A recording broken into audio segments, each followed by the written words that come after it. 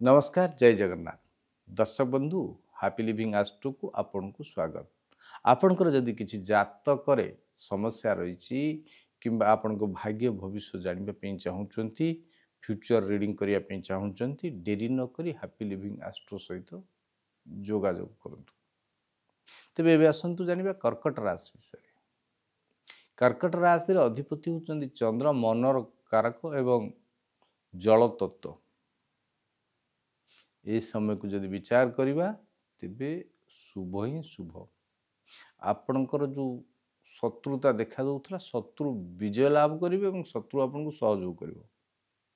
आर्थिक स्थिति दृढ़ हबो एवं आपन जो माने ऋण पे अपेक्षा करथिले ऋण मिलिबार सुयोग आसुची एवं ऋण परिशोध करिबार मध्ये सुयोग आसीची।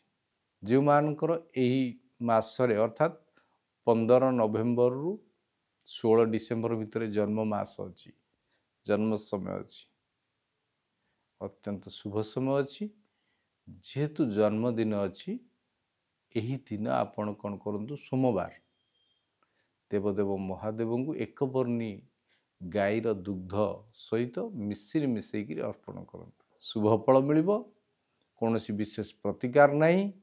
सतर्क रुहतु खुशी रुहतु। जय जगन्नाथ।